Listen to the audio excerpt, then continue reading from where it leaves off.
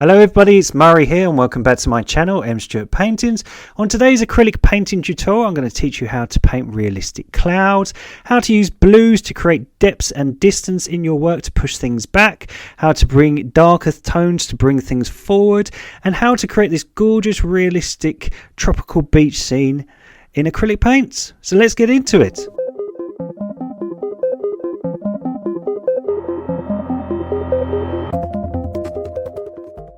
For the painting tutorial, you can just use these core colours. They are blue, white, yellow, green, brown and black.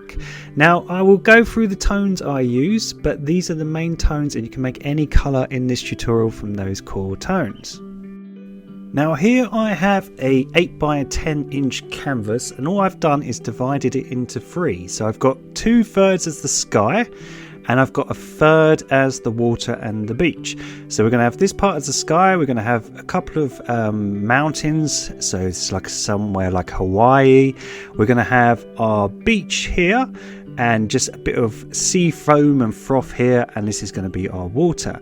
Now the reason I've divided it into three is simply for the fact that proportion looks pleasing to the eye. If you have 2/3 sky and 1/3 land or water, what it does is it just nice and proportions the composition. And I'm also going to show you, just by using 3 tones in your sky, 3 tones in your water and 3 tones in your mountains, how to create realistic work just using 3 different tones of the same colour. Now we're going to block in our painting, and don't worry if it's scruffy. As I say, all I do is I always paint my canvas burnt sienna just so I can see where I've painted and where I've missed bits. So you can do this on white, it's totally up to you. So the first thing we're going to do is take some brown, a little bit of blue and lots of white. So brown, lots of white and a little bit of blue just to create this nice pastel sand tone. And we're going to block in our sky. So we're going to put white, lots and lots of white, and some blue, and we're going to add more blue as we go up. So lots and lots of white, and then just add more blue as you get to the top, and then at the top we just want pure blue. So look, pure blue at the top, and all we're doing as we're coming down, we're getting lighter. So you can either start at the bottom and add more blue, or you can start at the top and add more white, whatever way works for you. But all we're doing is we're trying to create 3 different tones: a dark blue, a medium blue and a light blue at the horizon.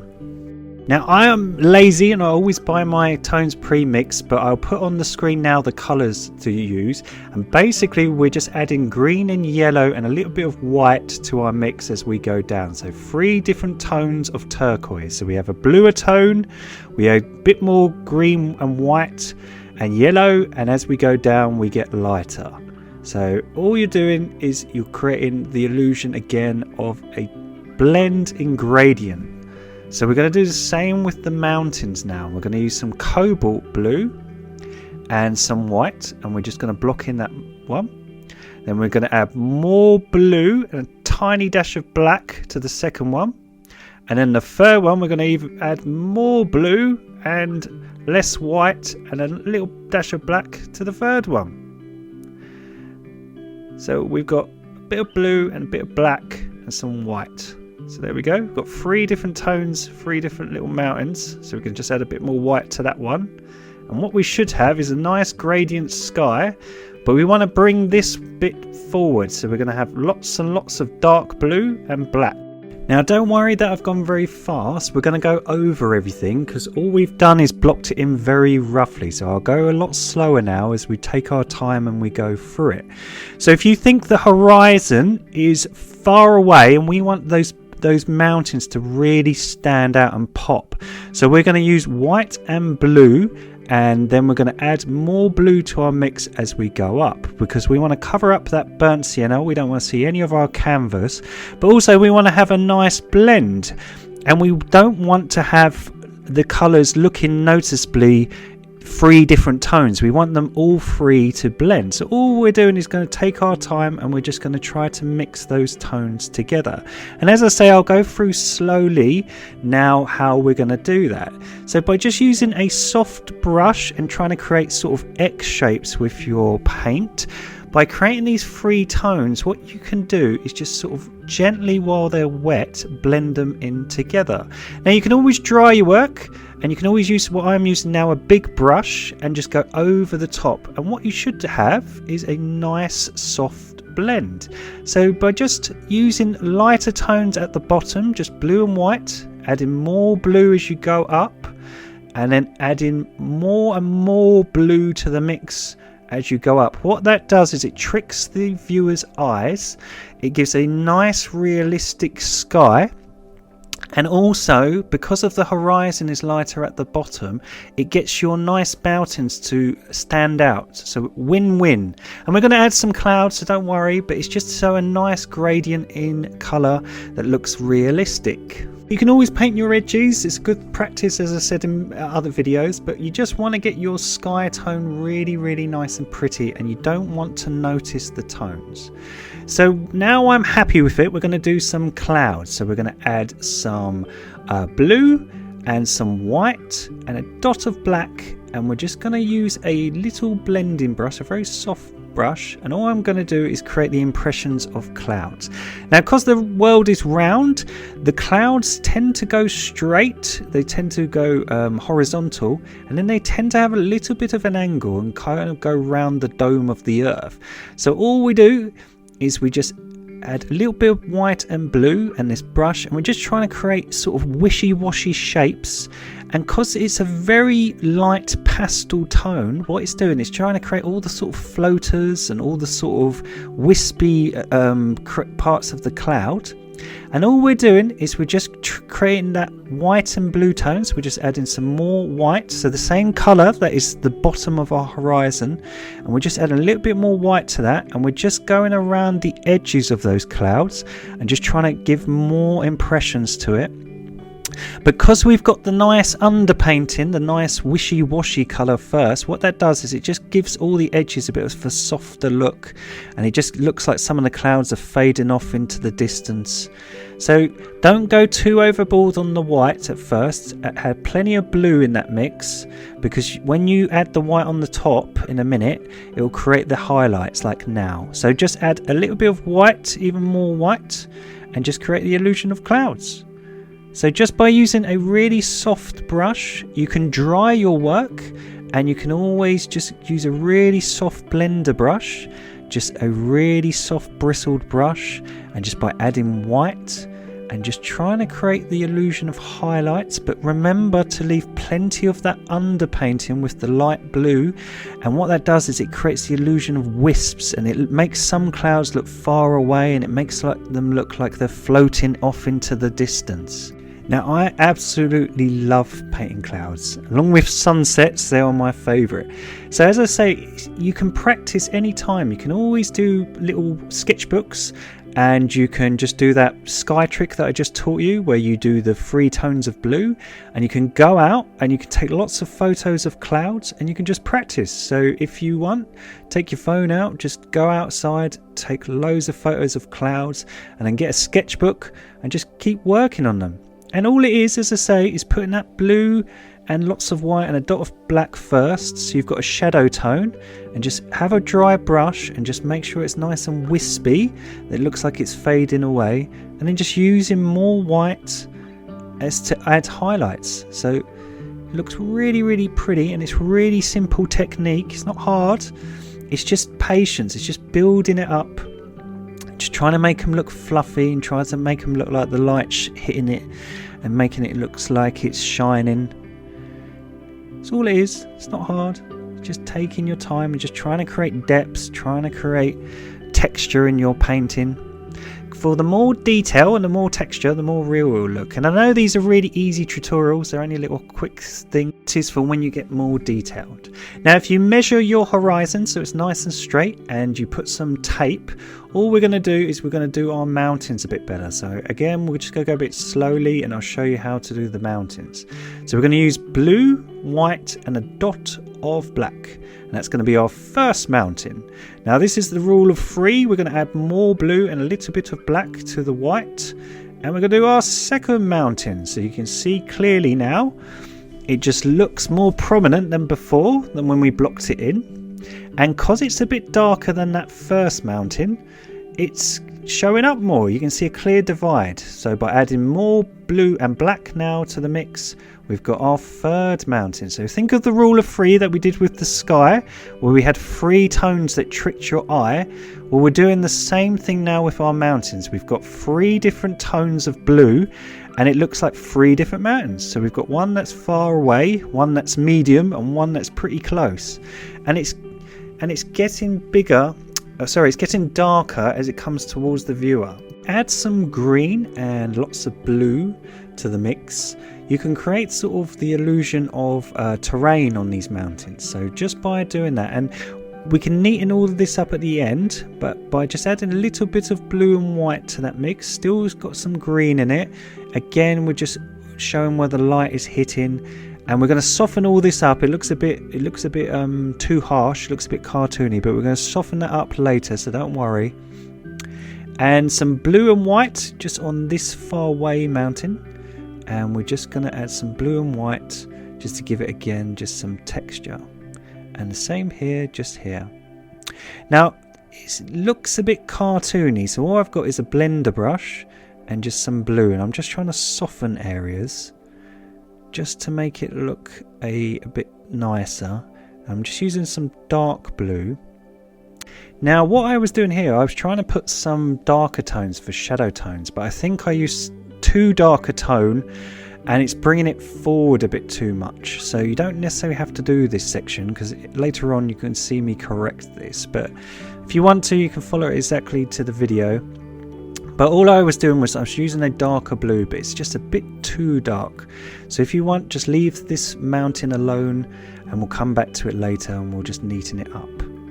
Now I think our mountains just look a bit too square, so I'm going to take some of that sky colour, that blue and white, and I'm just going to erase bits of it, and I'm just going to create the illusion of faraway rocks.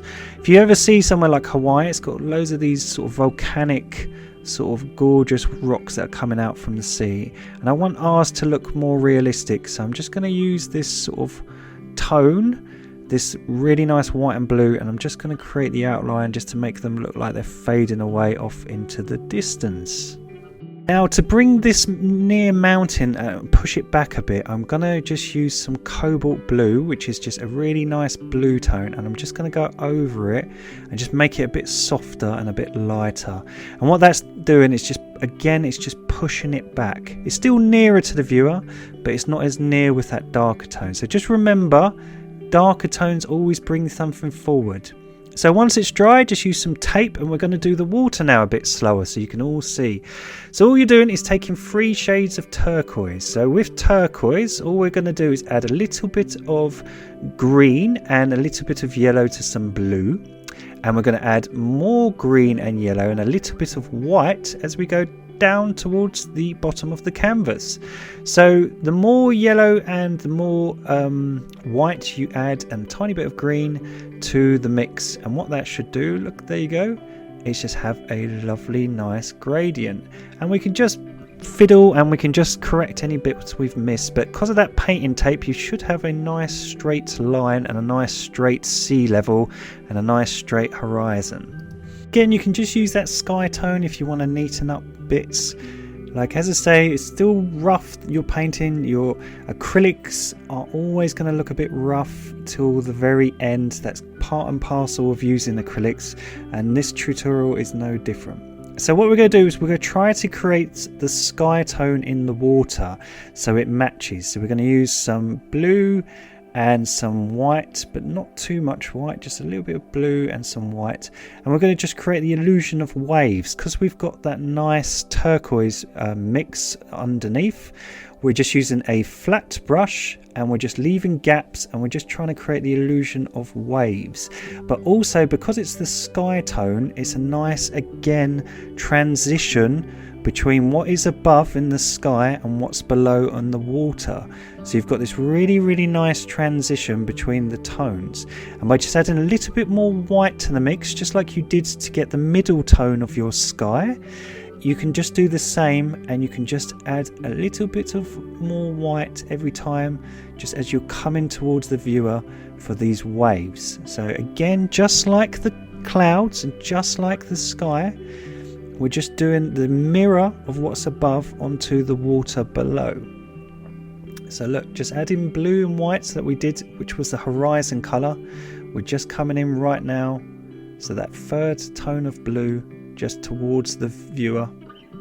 And I'm just using that same tone just to create sort of glimmers and sort of bits where the light is catching, just to make the water look a bit more 3D. So it's just a really easy tip. Just try to mirror the colours and tones that you have in the sky in the water, and just use them as waves. And these can be all the sort of glimmers, all the sort of wash, all the crests and troughs of the waves. But because you've got that underpainting below it, it just tricks your eye. And you can always use your finger or a blending brush just to soften them up if you don't want them too dark. Now that top half of our sky, which was that really nice royal blue, all I'm doing is just using that tone just to create an impression of a shore and a wave. Because our beach is here on the sandy bank, we just want to create the rough impression of where we want, say, the froth and the wave to sort of be hitting the shoreline. So we're going to just try to create that. So all I'm doing is using that royal blue, which was the colour that's in the corners of our sky. And again, I'm just adding some more white to that mix, and I'm just trying to create all the sort of sea froth that comes up onto the shore when the wave rolls back, and it leaves all that sort of wash onto the shore.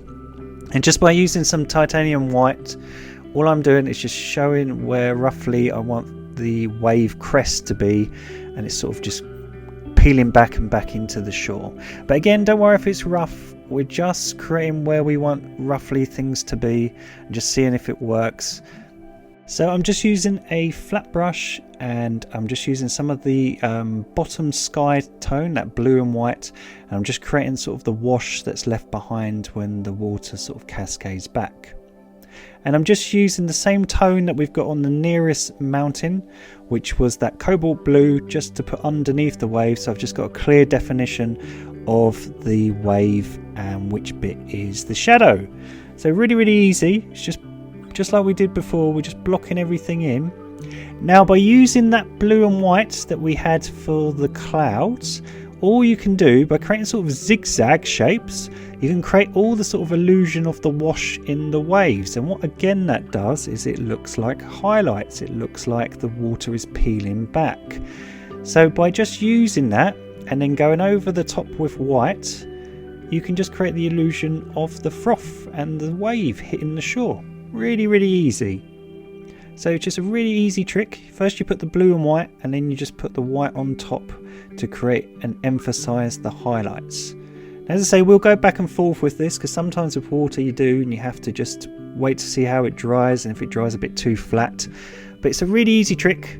But again, by having the underpainting first and having the natural gradient between the tones, by then putting the highlight on, what it does is it tricks your eye, because the gradient underneath looks so realistic. And then when you add all the highlights and the shadows on the top, like dark blues and light blues and more white, it just tricks your eye. Easy peasy.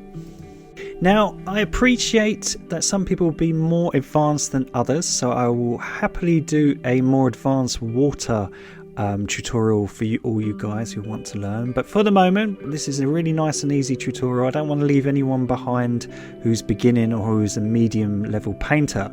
So all we're going to do is we're just going to do basic highlights and basic shadows on there on the water, just to ease people into it. So again, just use blue and whites for any highlights, and just use a dark tone of blue for any shadows. And all that does, just the combination and with the underpainting, just gives your water a bit more texture and just makes it look less flat.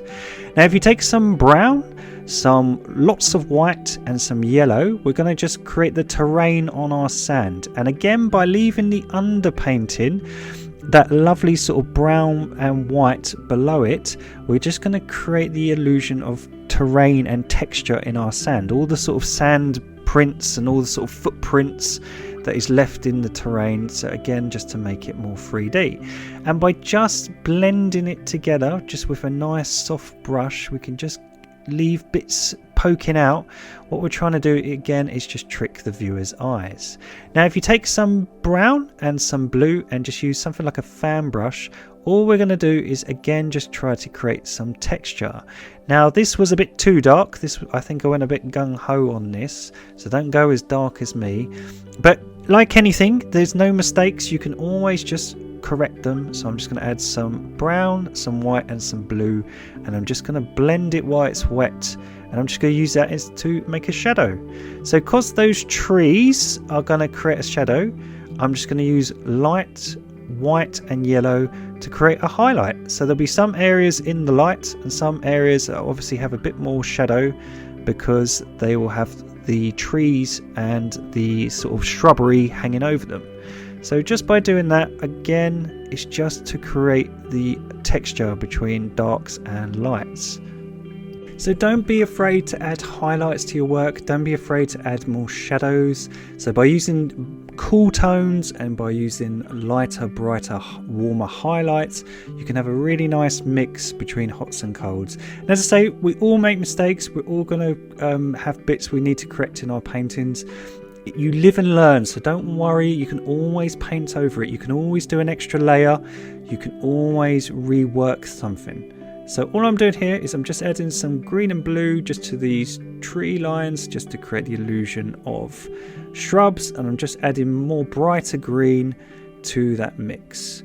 Now again, I'm going to cover up this mostly, but it's just to give the impression of bushes in the distance. Now if we take some blue and some brown to create a very dark tone, we're just going to create the illusion of palm trees. Now if anyone's watched my 2 tropical beach videos that I've done previously, they show you how to do palm trees a bit slower than this, because all I'm doing is using a flat end brush, and I'm just letting the brush do the work for me by just creating the illusion of the palm leaves. You can add a little bit of black to that tone because we want to create a more darker area, a bit more shadow from, and all I'm doing is I'm just creating the illusion of bushes and using a bit of black just to create some more shadow and just bring that tree line closer towards the viewer. And because I've already got a little bit of blue on my brush, I'm just putting some dark blue and just creating sort of the shadow tone. So hopefully that's worked. It's brought it closer to it, and I'm just using that lighter blue. So all I'm doing now, I'm going to start working the painting. I'm going to start putting in the detail and just trying to neaten everything up because it's still a bit scruffy. So sometimes you'll see me getting up and walking away because all I'm doing is just taking a look at the painting and seeing what needs work from a far distance. So some green and blue, all I'm doing is just adding some green and blue, and I'm just trying to create, again leaving gaps in the underpainting, just trying to create a sort of pastel bluey green and little bits of highlights just by adding a little bit of green to that mix onto my palm trees and onto this shrubbery.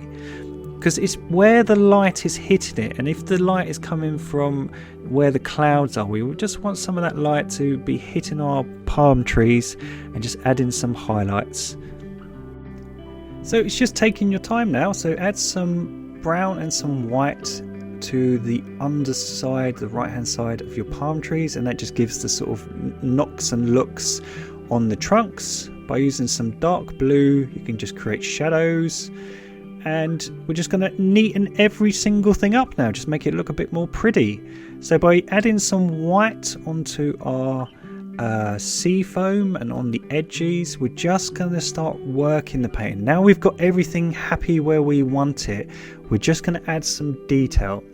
So some brown and some blue, and just using a really fine line, we're just going to put some dents in the sand, just create some bits of shadow. We're going to highlight here with the clouds. We're going to add some white. And I think to make this painting look a bit more complete, we need something to keep the viewer's eyes towards our mountain. So I thought, why not put the sun right behind the clouds? So it could be a bit later in the day and we've got that lovely sort of sun shining through those mountains. So because of that, it's going to be reflecting onto the water, and what that does is it makes the viewer look straight down the middle. So we're going to take some of that white and blue, and we're just going to try with a nice dry blender brush, we're just going to try to create the illusion that that light source is shining down from behind those clouds and behind that mountain down onto the water. Now, as I keep saying to you, whatever you do in the sky, we want to sort of mirror in the water below. So because that nice sort of light, that white bright light is coming through, we're going to mirror it. So just by adding some yellow and green and a little bit of white, I'm just adding some highlights onto my bushes here and onto my palm trees, just to give them the impression of light hitting one side of them. And obviously, because they've got that nice shadow tone, we've got a nice highlight between light and dark. So all I'm doing, I'm just reworking parts that I think are a bit too scruffy, and I'm just trying to blend them. And sometimes, as I keep saying to you, with acrylics, they dry a bit flat. Sometimes you need to give the paint 2 coats just to emphasize a highlight. There's nothing wrong with that. So as you can see, I signed my work, because a lot of time with me, you can see me getting up in the distance. I go back to a painting because I step away from it and look here in an hour or so, and I just notice bits that I need to rework. So all I'm doing, I'm just adding some shadows, I'm adding some black and some dark blue just around this area, just to really emphasize my palm trees. Where we've got the highlights, I just want the shadows to be a bit more prominent. And I'm just going to take some green and some cobalt blue, and I'm just going to create the highlights, what I should have done earlier, onto this mountainscape. And it's going to look a lot more realistic now just by using some green and some blue. Yay! Just give it a bit more texture, just to make it look more 3D. And by just taking some pure white, just making that sunlight really look bright around our mountain, and really frame our mountain, and just give the viewer something to focus its eye on. Using blue and white, all I'm doing is I'm just trying to emphasize the ripples in the water, and they will nicely go with the light effect on the water coming from behind the mountain. So by just using the same tone that we use for the clouds, all I'm doing is using a fine liner here, and I'm just creating zigzags. And what that's doing is it's just bridging the 2 tones, and it's just creating a nice transition in the water. And I'm just using a ruler, a scabby ruler, just to create a nice straight line, and just put in a little bit of detail, just a little gap, and again just make sure everything's nice and neat. So again, you can go photorealistic with any of your painting. Now this was a nice quick tutorial, but me being me, if I'm not happy with something, I will just keep going back and forth, and that is not a bad thing. I keep trying to emphasize that. It's a sign of a great artist. If you're not happy all the time, you will always work and strive to get better. So by just adding more white to the mix, I'm just trying to create the illusion of sea foam. So don't be afraid to always keep going. Just adding some highlights now just to create the shimmer on the water. Only when you're comfortable with your work is the time when you should stop. So always try to strive to be better, and always keep adding detail till you're happy. So I think for once I'm actually quite happy with it. So I'm really happy with the 3 tones of blue. We've got the dark, the light, and the even lighter. We've got the clouds that look really nice with that great light effect, and we've got the lovely 3 different tones of blue for the mountains, and how to do highlights on them, how to bring things forward using a darker tone such as black, the 3 tones in our water with the underpainting, and then the light effect on things like the sand, and we've got the light effect on things like the wash and the ocean here. So a really nice easy painting tutorial, this really nice easy one in acrylics, and it really just shows you how to bring things forward and how to use blues to push things back into the distance, and a nice composition to focus the viewer's eyes onto that light source in the middle. And we've got how to frame a composition with 2/3 of the sky and 1/3 of the land and the sea. So this is it all photographed. This is it on Instagram. If anyone wants to follow me on Instagram or check out any more tips and tricks, we have lots on my Instagram account at mstewartpaintings. It looks really pretty here, really nice painting tutorial.